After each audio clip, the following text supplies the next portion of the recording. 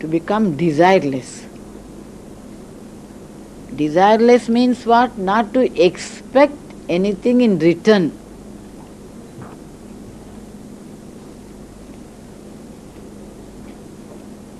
What we read just now, she said, look after everyone as your own. Desireless, actually in the real sense of the term, give everything, surrender everything to Him. Whatever that happens, you accept as it is for the best, it is for our good. You yourself, because we do not know what is good for us. We cannot judge actually what is good, what is bad.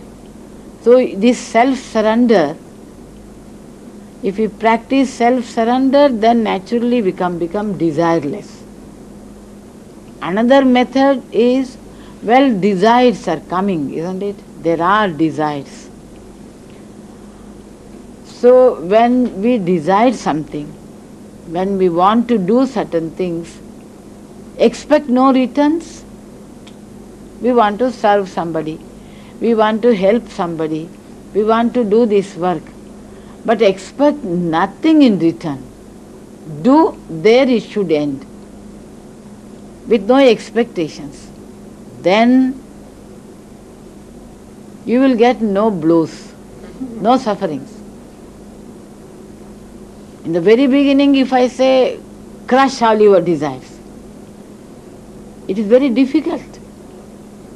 There are two ways to stop these desires. You says, how to become desireless. Number one is, you surrender everything to the Almighty. Whatever that is good to me, you will give, because you are my everything. I depend on you. I do not know what is good, what is bad. Please guide me. So you hold my hand and lead me. Then naturally I myself will have no desire. The second thing is, desires come. I want to do this, I want to do that. It may be good. All the desires will not be actually, they are crooked, they are bad, But the desires, we will perform. We will follow them, do something. But the thing is, expect nothing. Have nothing, no desire in return. I did this, I must get back so much. When I desired this, with the same thing I have got something else, expectations also. So, if a desire comes to help somebody, to do some work, to do some service, do it, but expect no return. Then also you can escape its consequences, Also how not to have any expectations. Expectations always bring misery. Lord Buddha declared, Ashahi sarva dukkhanam mulaha. So we do not get sufferings by doing works. We get suffering because whatever we do, we expect something in return. Always we stretch our hands. I did this, I must get this. No, in the world, it is not possible. Whatever you do, immediately you will get some very, very good returns. Seldom it happens. Never it happens. Most of the times, only disappointments are in the store for us. So, whatever we do, Gita says, karmanne vadhikarastu ma phaleshu kadachana. You have the right to do, not have the right to expect any returns. Your thing is only to do. There it ends. Don't expect anything in return. There we become bound. So the unhappiness, so the misery, sorrow comes. So how to practice it? God has given me this capacity to do these things. There I will do as a service. As His service, I am serving Him. When I serve Him, when I serve my children, do we expect anything in return? It is my duty, there it ends. So as a duty, I have to do so many things, as a hazif, as a mother, as a worker in the office, this, that, so many places, we have got certain duties to perform. So let there it ends. Have no expectations in return. So if you always practice to do only, I have got the right, not to expect anything. Expectation means you must ready to get both good and bad. Sometimes good comes, sometimes bad comes. But we expect always good only. There the difficulty is there. So if you expect, you must be ready to have both. Good, bad, sorrows, miseries and also joys, both will come. So you must go beyond both. I expect nothing. There it ends. I did it. I performed my duties. I want nothing in return. So whenever we have this attitude, we must try, we must develop this attitude. We must try it as a sadhana. I will practice. So getting many blows, it makes us actually. It makes us to understand, never expect. Expectations always bring misery. So gradually we must learn not to expect anything from the world.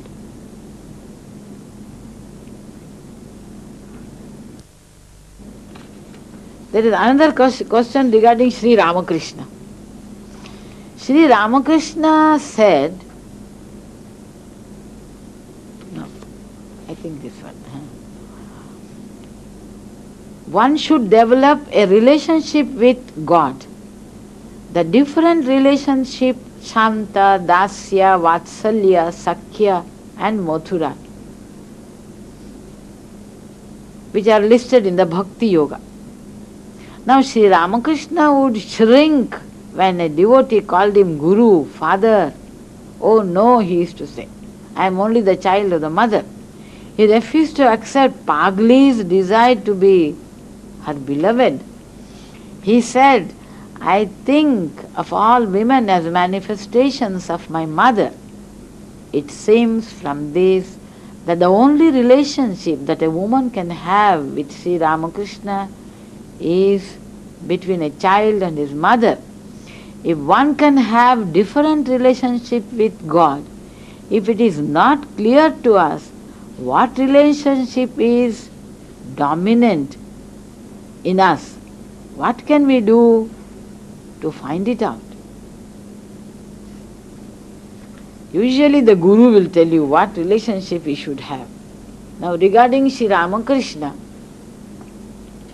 this bhava with God, Hinduism, from time immemorial,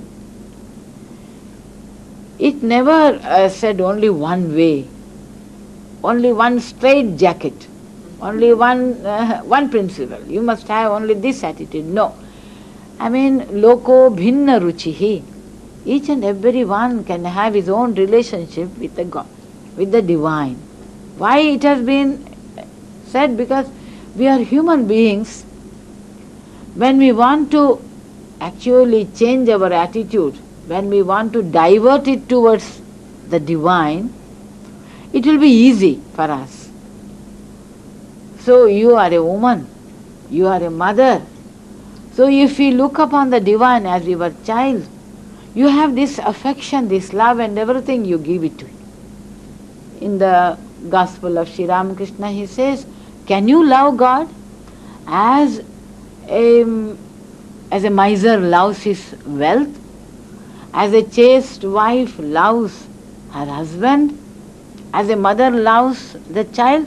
These are all very familiar to us, Can you put all these together and give the entire thing to God? Then you will get Him. So to make us familiar, to make this path of devotion easy for us. So from time immemorial, we have got various paths, which are very, very natural for the human beings, human relations. This Vatsalya, Sakya, Shanta, Dasya, Madhura, these are all the relationship. We love a person as our own elders. We have so much of respect, regard for them. That is Shanta Bhava. We have friendship with our equals. That is Sakya Bhava. We love our beloved.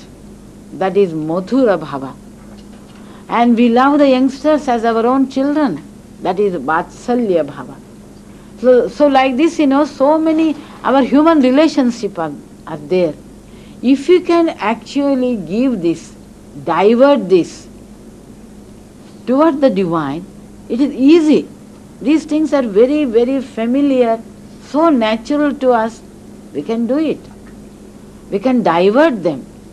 Give a Godward direction. Make it Godward. So our Guru, when we take instructions from him, it is he who can decide how you will love the God. What will be your attitude? What is the predominant thing? What predominant actually attitude I have got? He will decide. And other thing is, when Sri Ramakrishna was in the human body, and when the incarnation comes, they come to actually meet the needs of the age.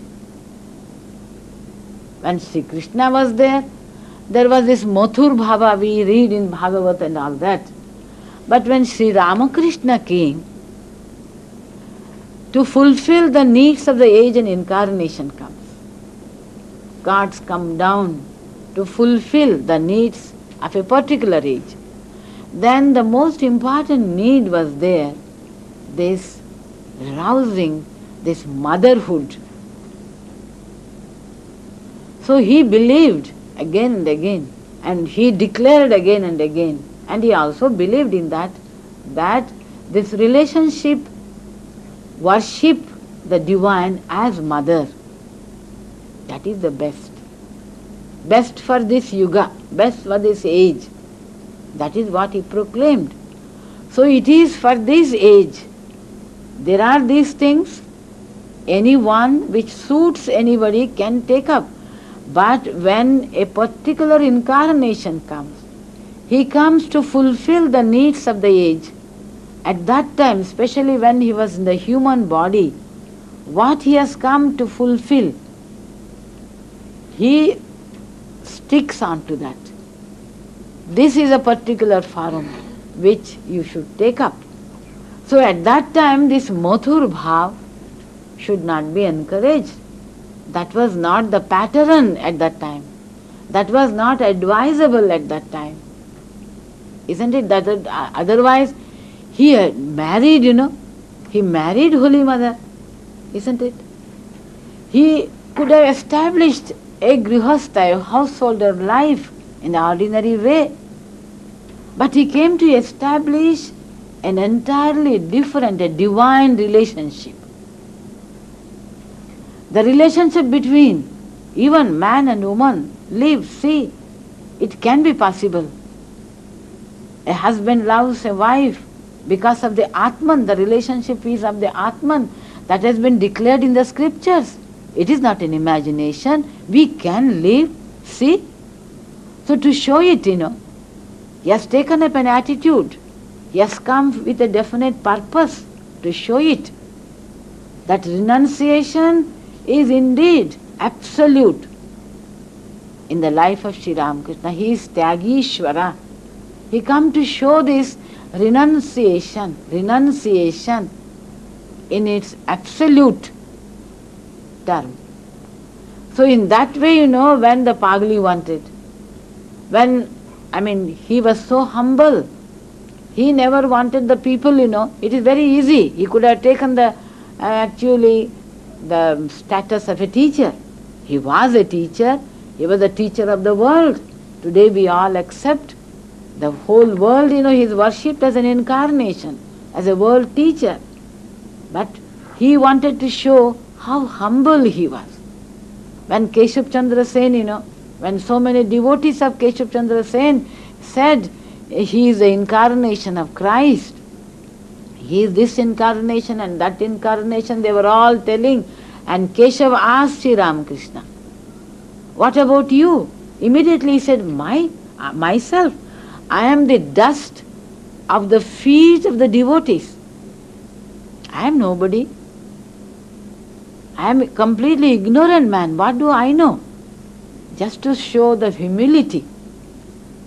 These are all the qualities which should be shown, which should be exemplified, to show an example, to show the model, to establish an example. He had come.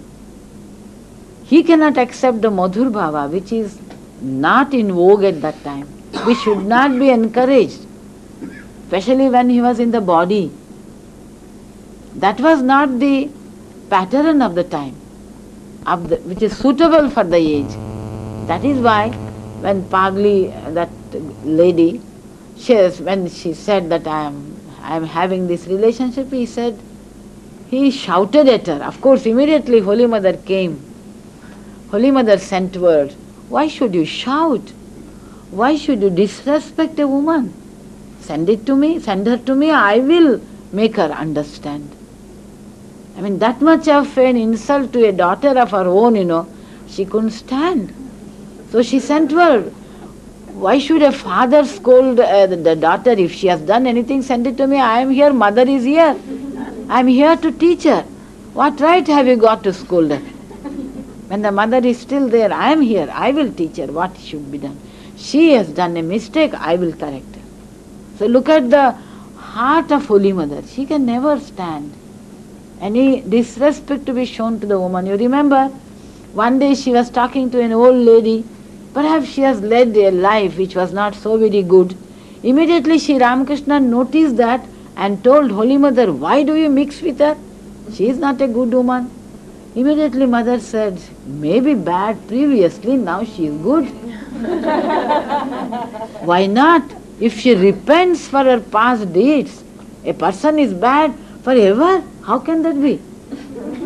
She came forward. Holy Mother never, differed with Sri Ramakrishna. She is there to obey him. But in respect to her children,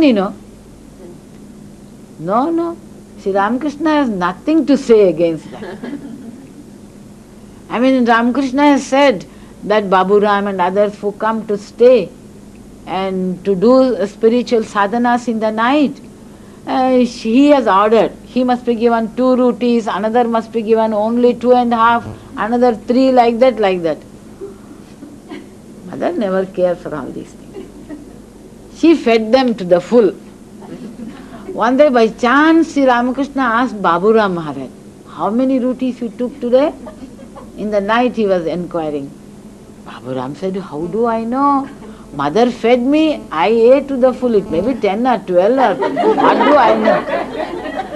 And Sri Ramakrishna became simply so actually angry, and he called Mother. What is this? They have come to do tapasya.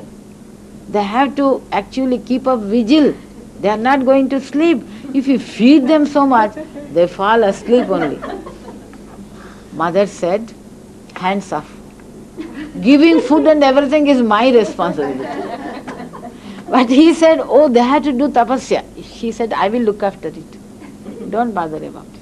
Taking 1 or 2 rupees more, you have no right to scold them. I am the mother, I must feed them. The tapasya, well, I will look after them. Don't worry. Well, Sri Ramakrishna was relieved when she says, I will look after her. So he was very much happy only. So in that way, Mother in her universal love, you can see that she is even far, far ahead of Sri Ramakrishna, He is to select, he is to choose. When the disciple comes, he is to say, let me see, remove your shirt, let me see the signs, the bodily signs and everything. He is to touch here, he is to touch there, He used to examine and then used to accept. But towards mother, he just pushed all. Let all go to mother. Because he has told her, see, looking, at mother toward the end, Sri Ramakrishna said, what do you mean? Is it my own responsibility? Is it not your responsibility? Look at an incarnation giving not only equal right, more to her, his divine consort, He is giving more responsibility to her. He said, oh, what have I done? What have this has done? You have to do much more. The whole city, the people are actually, they are in darkness. They are like worms in darkness. You must look after them. All the worms for her. And he selected the best. Sometimes, the companions of Holy Mother used to make fun. Mother, look at Sri Ramakrishna's disciples. Each and every one of them, is like a Dikpal. They are they can do anything, they can move the world. So powerful they are. And look at your disciples, Mother. Mother said, what is there to be said about it? He selected, he chose. So choosy he was. This, that, he could not touch there, he could not touch here. So many things. But for mother he has pushed and mother accepted. He made no distinction at all. Just now you read. No, I cannot be so choosy. She has said this thing again and again. If my son, I am the mother of the virtuous and I am also the mother of the wicked. Who can say this? Which goddess has declared, I am the mother of the wicked too. I am the mother of the virtuous, I am mother of the wicked also. If my son, if my child falls away, smears himself with mud and all that, it is my duty, I am the mother. I cannot just leave him away. It is my duty, I will once again clean him, take him back to my lap. That is mother.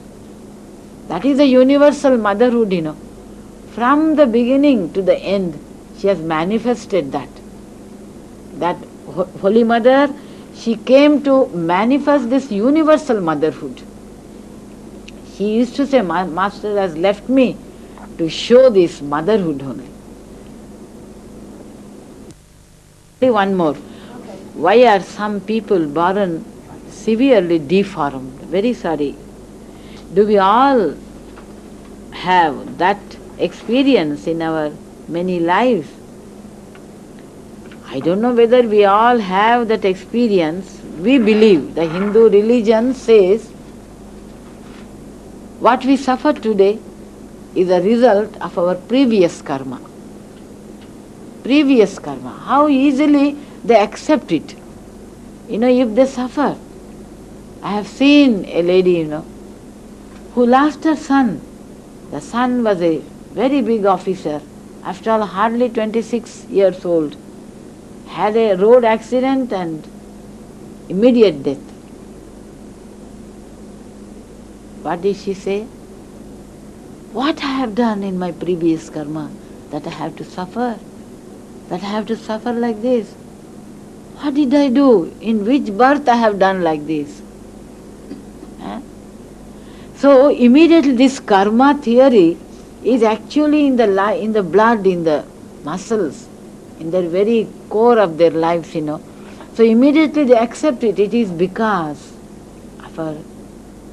for some previous karma we have to suffer. Each karma, it has got its results, That is what we believe. Our sisters here, as you did today, if you always come together, may not be in such a big number, If we sit and do meditate once, at least in 2 months, at least in 3 months together, you can feel what divine energy you can actually unfold amongst yourself. They're sitting together, coming together in the name of Holy Mother, and meditating upon her, singing these beautiful songs which you sang today, I hope you will realize, coming of a nun, coming of a monk, nothing is necessary. You yourself, each and every one of you, Sri Ramakrishna came to declare that each and every one of us is a storehouse of infinite energy. A woman means she is indeed the embodiment of great divine energy. So I hope and pray that Mother will bless you all. Mother will make each and every one of you a big and a beautiful, a storehouse of energy, and inspire others.